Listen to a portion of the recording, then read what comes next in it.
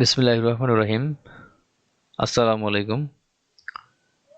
সুপ্রিয় শিক্ষার্থী, JP math কেয়ারের আজকের ক্লাস অনুশীলনী 4.1 এর 16, 17 এবং 18 নম্বর অঙ্কের সমাধান। তো দেখো, প্রথমেই 16 নম্বর অঙ্ক।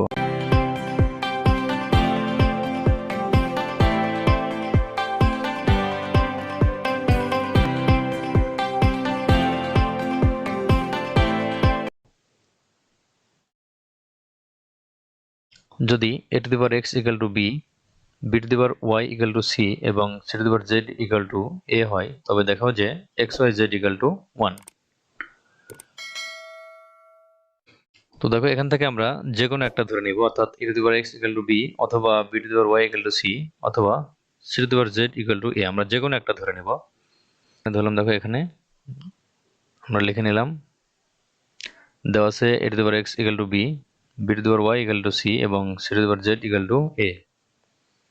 তার মধ্যে যে কোনো একটা ধরে নিলাম। এখানে a to the power x equal to b ধরলাম।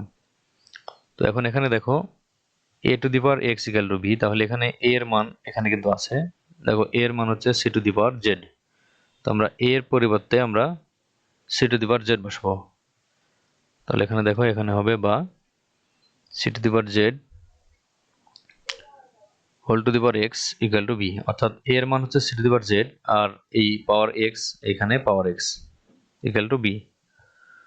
তো এখন এখানে হবে, আমরা যদি এই পাওয়ার এবং এই পাওয়ার গুণ করি তাহলে এখানে হবে c to the power zx equal to b। তো এইবার আমরা c এর মান এখানে বসাবো। দেখো, c এর মান আবার আছে b to the power y, c হচ্ছে c সমান b to the power y, তাহলে আমরা c এর পরিবর্তে b to the power y বসাবো এখানে। তাহলে দেখো এখানে বা b to the power y whole to the power zx equal to b। তাহলে এখানে এখন y এবং zx পাওয়ার, তো এই পাওয়ারে পাওয়ারে গুণ হবে, তাহলে এখানে হবে b to the power, দেখো b to the power xyz equal to b। তাহলে এখানে আমরা লিখতে পারি যে b to the power xyz equal to b to the power 1, অর্থাৎ এখানে b এর উপরে আমরা পাওয়ার 1 ধরে নিতে পারি। তাহলে যদি বেজ, এখানে বেজ 1 হয়েছে, তাহলে এখানে আমরা এক্ষেত্রে বেজ বাদ দিয়ে আমরা পাওয়ার সমান লিখব। তাহলে বা এখান থেকে হবে xyz ইকুয়াল টু 1। তো এটা হচ্ছে দেখানো হলো। এখন হচ্ছে আমরা 17 নম্বর অঙ্কে যাব। এখানে আছে দেখো 4 to the power x equal two 8। তো এখানে আমরা দুই পাশে আমরা একই রকম বেজ করার জন্য চেষ্টা করব।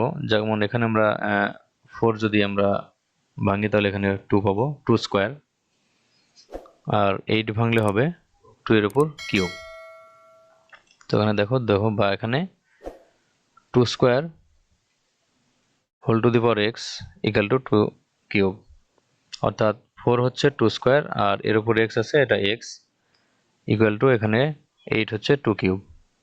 তাহলে এখানে এই 2 এর উপর 2 এবং x গুণ হবে, তাহলে এখানে হবে বা 2 to the power x 2x equal to 2 to the power 3, অর্থাৎ 2 কিউব। তাহলে এখানে আমরা বেজ বাদ দিয়ে আমরা পাওয়ার সমান লিখব। তাহলে এখানে হবে বা 2x ইকুয়াল টু 3। তাহলে আমাদের এখানে x এর মান বের করতে হবে। তাহলে এখানে x ইকুয়াল টু আমরা 2 এখানে 3 নিচে ভাগ করে দেব।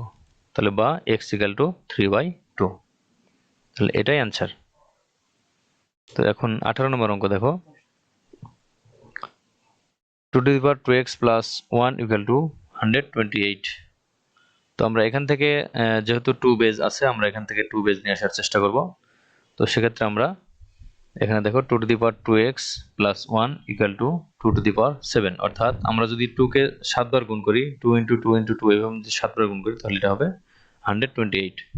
তাহলে 7 বার গুণ করলে সেটা হবে 2 to the power 7।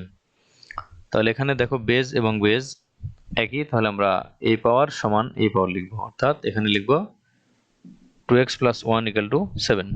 তো আমাদের x এর মান বের করতে হবে। তো x এর মান বের করার জন্য আমরা প্রথমে এই 2x রেখে আমরা এই 1 কে এবারে পার করে দেব। তাহলে 1 এখানে প্লাস আছে, এবারে মাইনাস হবে। তাহলে এখানে হবে বা 2x equal to 7 minus 1। তাহলে এখানে কি হবে বা 2x equal to 6। তাহলে x, আমরা x এর মান বের করলে আমরা এই 2 এখানে গুণ আছে, আমরা 6 এর নিচে ভাগ করে দেব। তাহলে এখানে হবে x ইকুয়াল টু 6/2। তাহলে 6/2 আমরা কেটে দিলে এখানে পাবো 3।